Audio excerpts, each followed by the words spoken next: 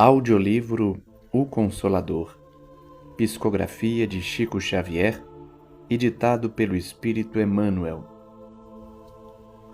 3.3.3 Fraternidade 342. A resposta de Jesus aos seus discípulos: quem é minha mãe e quem são os meus irmãos? É um incitamento à edificação da fraternidade universal? O Senhor referia-se à precariedade dos laços de sangue, estabelecendo a fórmula do amor, a qual não deve estar circunscrita ao ambiente particular, mas ligada ao ambiente universal, em cujas estradas deveremos observar e ajudar fraternalmente a todos os necessitados, desde os aparentemente mais felizes aos mais desvalidos da sorte. 343. Nas leis da fraternidade, como reconhecer na terra o espírito em missão? Precisamos considerar que o espírito em missão experimenta igualmente as suas provas no trabalho a realizar, com a diferença de permanecer menos acessível ao efeito dos sofrimentos humanos pela condição de superioridade espiritual. Podereis, todavia, identificar a missão da alma pelos atos e palavras, na exemplificação e no ensino da tarefa que foi chamada a cumprir, porque um emissário de amor deixa em todos os seus passos o luminoso selo do bem. 344. O amor ao próximo deve ser levado até mesmo à sujeição às ousadias e brutalidades das criaturas menos educadas na lição evangélica, sendo que o ofendido deve tolerá-las humildemente, sem o direito de esclarecê-las relativamente aos seus erros? O amor ao próximo inclui o esclarecimento fraterno, a todo tempo em que se faça útil e necessário. A sujeição passiva ao atrevimento ou à grosseria pode dilatar os processos da força e da agressividade. Mas ao receber as suas manifestações, saiba o crente pulverizá-las com o máximo de serenidade e bom senso, a fim de que sejam exterminadas em sua fonte de origem, sem possibilidades de renovação. Esclarecer é também amar. Toda a questão reside em bem sabermos explicar, sem expressões de personalismo prejudicial, ainda que com a maior contribuição de energia, para que o erro ou o desvio do bem não prevaleça.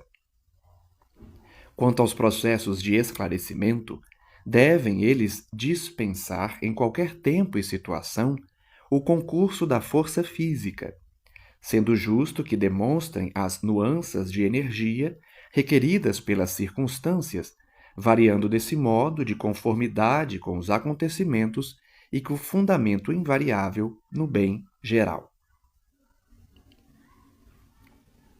345. O preceito evangélico: se alguém te bater numa face, apresenta-lhe a outra, deve ser observado pelo cristão mesmo quando seja vítima de agressão corporal não provocada? O homem terrestre, com as suas taras seculares, tem inventado numerosos recursos humanos para justificar a chamada legítima defesa, mas a realidade é que toda a defesa da criatura está em Deus. Somos de parecer que, agindo o homem com a chave da fraternidade cristã, pode-se extinguir o fermento da agressão com a luz do bem e da serenidade moral. Acreditando, contudo, no fracasso de todas as tentativas pacíficas, o cristão sincero, na sua feição individual, nunca deverá cair ao nível do agressor, sabendo estabelecer em todas as circunstâncias a diferença entre os seus valores morais e os instintos animalizados da violência física. 346. Nas lutas da vida, como levar a fraternidade evangélica àqueles que mais estimamos, se por vezes nosso esforço pode ser mal interpretado, conduzindo-nos a situações mais penosas? De conformidade com os desígnios evangélicos, compete-nos esclarecer os nossos semelhantes com amor fraternal em todas as circunstâncias desagradáveis da existência, como desejaríamos ser assistidos irmãmente em situação idêntica dos que se encontram sem tranquilidade. Mas, se o atrito dos instintos animalizados prevalece naqueles a quem mais desejamos serenidade e paz, convém deixar-lhes as energias, depois de nossos esforços supremos em trabalho de purificação, na violência que escolheram, até que possam experimentar a serenidade mental imprescindível para se beneficiarem com as manifestações afetuosas do amor e da verdade. 347. A Terra é escola de fraternidade, ou penitenciária de regeneração. A Terra deve ser considerada escola de fraternidade para o aperfeiçoamento e regeneração dos espíritos encarnados. As almas que aí se encontram em tarefas purificadoras muitas vezes colimam o resgate de dívidas assaz penosas. Daí o motivo de a maioria encontrar sabor amargo nos trabalhos do mundo, que se lhes afigura rude penitenciária, cheia de gemidos e de aflições. A verdade incontestável é que os aspectos divinos da natureza serão sempre magníficos e luminosos, porém, cada espírito os verá pelo prisma do seu coração. Mas, na dor como na alegria, no trabalho feliz como na experiência escabrosa, todas as criaturas deverão considerar a reencarnação um processo de sublime aprendizado fraternal, concedido por Deus aos seus filhos no caminho do progresso e da redenção. 348. Onde a causa da indiferença dos homens pela fraternidade sincera, observando-se que há geralmente em todos grande entusiasmo pela hegemonia material de seus grupos, suas cidades, clubes e agremiações, onde se verifique a evidência pessoal. É que as criaturas, de um modo geral, ainda têm muito da tribo, encontrando-se encarceradas nos instintos propriamente humanos, na luta das posições e das aquisições dentro de um egoísmo quase feroz, como se guardassem consigo indefinidamente as heranças da vida animal. Todavia, é preciso recordar que após a eclosão desses entusiasmos, há sempre o gosto amargo da inutilidade no íntimo dos espíritos desiludidos da precária hegemonia do mundo, instante esse em que a alma experimenta a dilatação de suas tendências profundas para o mais alto. Nessa hora, a fraternidade conquista uma nova expressão no íntimo da criatura, a fim de que o espírito possa alçar o grande voo para os mais gloriosos destinos. 349. Fraternidade e igualdade podem, na Terra, merecer um só conceito? Já observamos que o conceito igualitário absoluto é impossível no mundo, dada a heterogeneidade das tendências, sentimentos e posições evolutivas no círculo da individualidade. A fraternidade, porém, é a lei da assistência mútua e da solidariedade comum, sem a qual todo progresso no planeta seria praticamente impossível. 350. Pode a fraternidade manifestar-se sem a abnegação? Fraternidade pode traduzir-se por cooperação sincera e legítima, em todos os trabalhos da vida e em toda a cooperação verdadeira. O personalismo não pode subsistir, salientando-se que quem coopera cede sempre alguma coisa de si mesmo, dando o testemunho de abnegação, sem a qual a fraternidade não se manifestaria no mundo, de modo algum. 351. Como entender o amor a nós mesmos, segundo a fórmula do Evangelho? O amor a nós mesmos deve ser interpretado como a necessidade de oração e de vigilância, que todos os homens são obrigados a observar. Amar a nós mesmos não será a vulgarização de uma nova teoria de autoadoração. Para nós outros, a egolatria já teve o seu fim, porque o nosso problema é de iluminação íntima, na marcha para Deus. Esse amor, portanto, deve traduzir-se em esforço próprio, em autoeducação, em observação do dever, em obediência às leis de realização e de trabalho, em perseverança na fé, em desejo sincero de aprender com o único Mestre, que é Jesus Cristo. Quem se ilumina cumpre a missão da luz sobre a terra.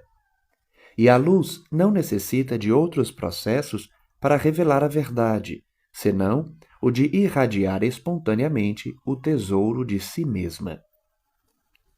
Necessitamos encarar essa nova fórmula de amor a nós mesmos, conscientes de que todo bem conseguido por nós, em proveito do próximo, não é senão o bem de nossa própria alma, em virtude da realidade de uma só lei, que é a do amor, e um só dispensador dos bens, que é Deus. 3.4 Espiritismo 3.4.1 Fé 352 Devemos reconhecer no Espiritismo o cristianismo redivivo?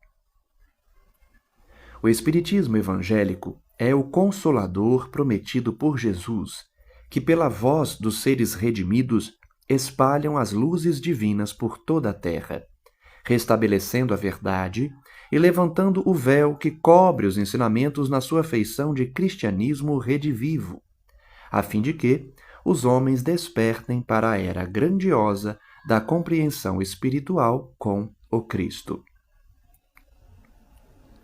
353. O Espiritismo veio ao mundo para substituir as outras crenças? O Consolador, como Jesus, terá de afirmar igualmente: eu não vim destruir a lei. O Espiritismo não pode guardar a pretensão de exterminar as outras crenças, parcelas da verdade que a sua doutrina representa, mas sim trabalhar por transformá-las, elevando-lhes as concepções antigas para o clarão da verdade imortalista. A missão do Consolador tem que se verificar junto das almas, e não ao lado das gloriolas efêmeras dos triunfos materiais. Esclarecendo o erro religioso onde quer que se encontre e revelando a verdadeira luz pelos atos e pelos ensinamentos, o espírita sincero, enriquecendo os valores da fé, representa o operário da regeneração do templo do Senhor, onde os homens se agrupam em vários departamentos, ante altares diversos, mas onde existe um só Mestre, que é Jesus Cristo. 354. Poder-se-á definir o que é ter fé? Ter fé é guardar no coração a luminosa certeza em Deus. Certeza que ultrapassou o âmbito da crença religiosa, fazendo o coração repousar numa energia constante de realização divina da personalidade. Conseguir a fé é alcançar a possibilidade de não mais dizer eu creio, mas afirmar eu sei, com todos os valores da razão tocados pela luz do sentimento. Essa fé não pode estagnar em nenhuma circunstância da vida e sabe trabalhar sempre, intensificando a amplitude de sua iluminação, pela dor ou pela responsabilidade, pelo esforço e pelo dever cumprido. Traduzindo a certeza na assistência de Deus, ela exprime a confiança que sabe enfrentar todas as lutas e problemas com a luz divina no coração, e significa a humildade redentora, que edifica no íntimo do espírito a disposição sincera do discípulo relativamente ao faça-se no escravo a vontade do Senhor. 355. Será fé acreditar sem raciocínio? Acreditar é uma expressão de crença, dentro da qual os legítimos valores da fé se encontram embrionários. O ato de crer em alguma coisa demanda a necessidade do sentimento e do raciocínio, para que a alma edifique a fé em si mesma.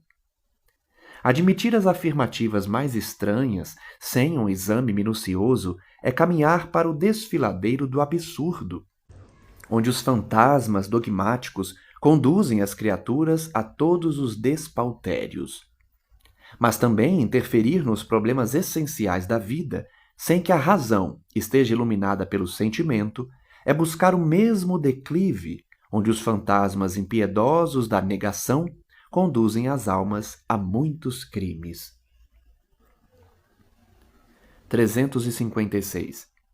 A dúvida raciocinada no coração sincero é uma base para a fé?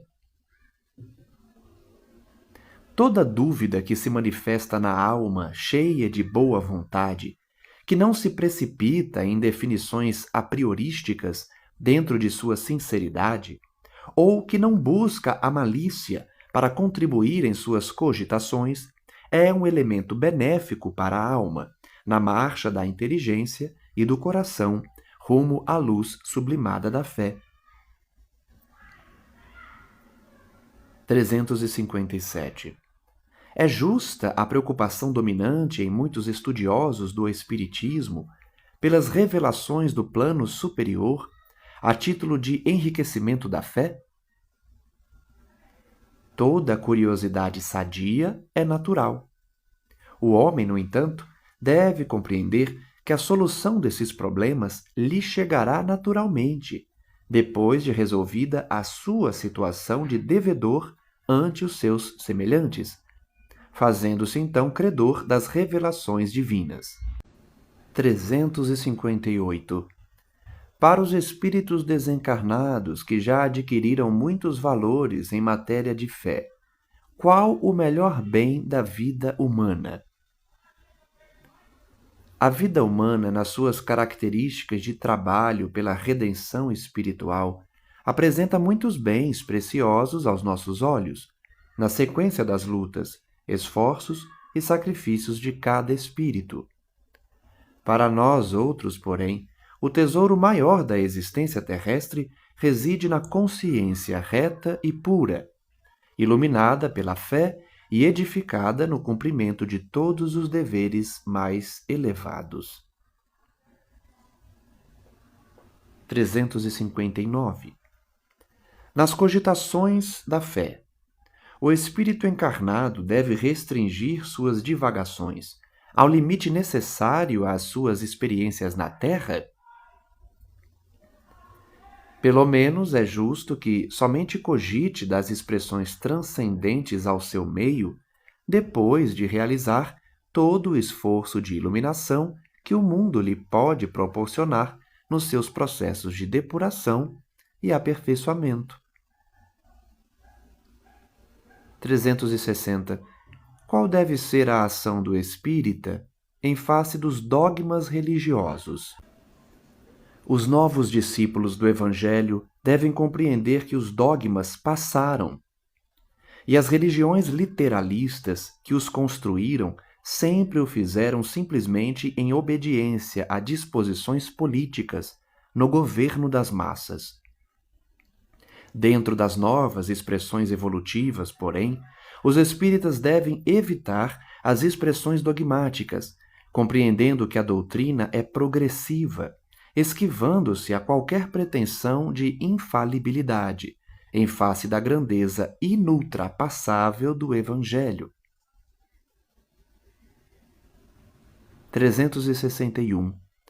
Na propaganda da fé, é justo que os espíritas ou os médiuns estejam preocupados em converter aos princípios da doutrina os homens de posição destacada no mundo, como os juízes, os médicos, os professores, os literatos, os políticos, etc.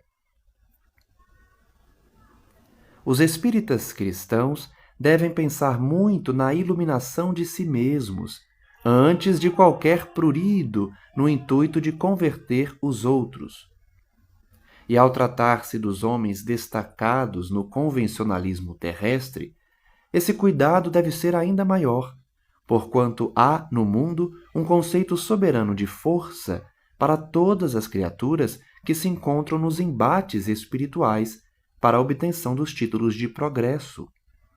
Essa força viverá entre os homens até que as almas humanas se compenetrem da necessidade do reino de Jesus em seu coração, trabalhando por sua realização plena. Os homens do poder temporal, com exceções, muitas vezes aceitam somente os postulados que a força sanciona ou os princípios com que a mesma concorda. Enceguecidos temporariamente pelos véus da vaidade e da fantasia que a força lhes proporciona, faz-se mister deixá-los em liberdade nas suas experiências. Dia virá em que brilharão na terra os eternos direitos da verdade e do bem, anulando essa força transitória.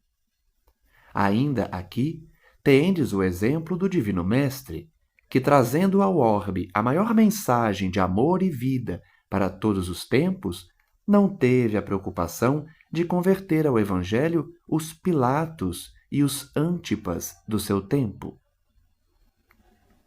Além do mais, o Espiritismo, na sua feição de cristianismo redivivo, não deve nutrir a pretensão de disputar um lugar no banquete dos estados do mundo, quando sabe muito bem que a sua missão divina há de cumprir-se junto das almas, nos legítimos fundamentos do reino de Jesus.